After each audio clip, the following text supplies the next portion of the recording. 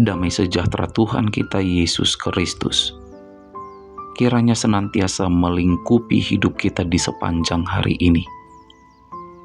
Saudara-saudara, sebelum kita mendengarkan firman Tuhan yang menjadi perenungan bagi kita di hari ini, maka marilah kita bersatu di dalam doa. Kita berdoa. Tuhan, kami kembali bermohon kepadamu. Biarlah kiranya kuasa Roh Kudus menguduskan hati dan pikiran kami, sehingga firman-Mu yang akan kami dengarkan boleh senantiasa menuntun hati dan pikiran kami, agar seturut dengan kehendak-Mu. Di dalam nama Yesus kami berdoa. Amin. Saudara-saudara yang dikasihi Tuhan Yesus, firman Tuhan yang menjadi renungan di hari ini tertulis di dalam 2 Korintus 8 ayat 9. Karena kamu telah mengenal kasih karunia Tuhan kita Yesus Kristus, bahwa Ia yang oleh karena kamu menjadi miskin, sekalipun Ia kaya, supaya kamu menjadi kaya oleh karena kemiskinannya. Amin. Demikianlah sabda firman Tuhan. Berbahagialah orang yang mendengar dan melakukan firman Tuhan.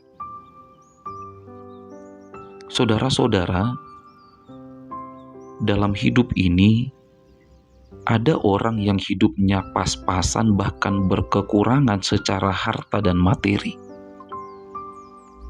Tetapi dia kaya dalam kemurahan hati. Kalau memberi, selalu dengan kerelaan hati, tidak dengan paksaan, atau hanya sekedar untuk mencari panggung, supaya pemberiannya diketahui orang banyak. Dan dalam hidup ini, ada juga orang yang hidupnya berkelimpahan harta, tetapi miskin dalam pelayanan kasih. Ada, saudara, ada orang-orang yang seperti ini. Lalu kita tipe orang yang mana? Apakah kita adalah orang-orang Kristen yang miskin harta atau kekayaan, tetapi kaya dalam kemurahan hati? Atau kita adalah salah satu dari orang-orang yang mapan secara ekonomi, harta, aset ada di mana-mana, tetapi miskin dalam pelayanan kasih? Saudara-saudara yang dikasihi Tuhan Yesus, Paulus berkata, jemaat Makedonia adalah contoh akan kemurahan hati.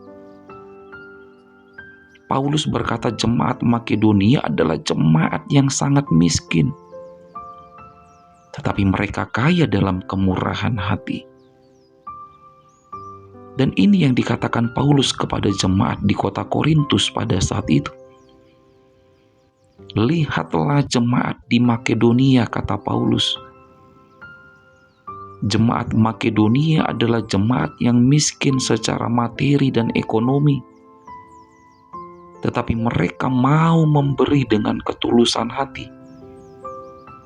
Tetapi mereka mau memberi lebih dari apa yang ada pada mereka.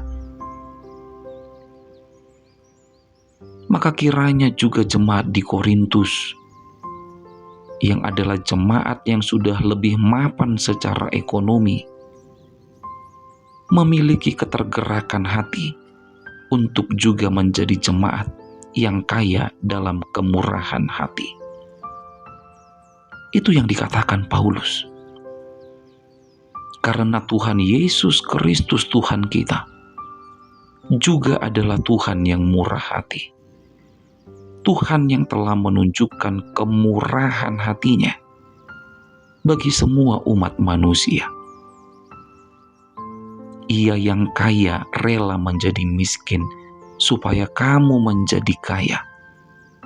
Demikianlah dikatakan Paulus. Maka saudara-saudara yang dikasihi Tuhan, mari teladani apa yang diperbuat oleh Tuhan kita Yesus Kristus dalam hidup ini. Saling bertolong-tolonganlah dalam hidup ini. Dan hendaklah kita menjadi jemaat yang kaya di dalam kemurahan hati. Amin. Selamat beraktivitas. Tetap semangat menjalani hidup. Dan jangan lupa untuk selalu bahagia. Kita berdoa. Bapa di dalam surga, terima kasih untuk firman-Mu yang boleh kami dengarkan di hari ini. Biarlah setiap kami yang mendengarkan firman-Mu boleh merenungkannya dalam hidup kami masing-masing.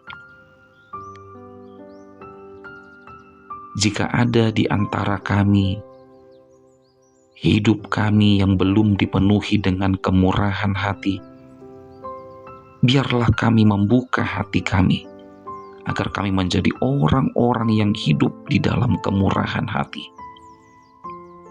Jika ada di antara kami yang berkecukupan harta, kiranya kami juga tidak lupa untuk memberi bagi yang berkekurangan. Terima kasih ya Tuhan, terima kasih. Di dalam nama Yesus Kristus kami berdoa. Terimalah berkat dari Tuhan Allah. Kasih karunia Tuhan Yesus Kristus dan kasih setia Allah Bapa serta persekutuan Roh Kudus kiranya menyertai saudara sekalian. Amin.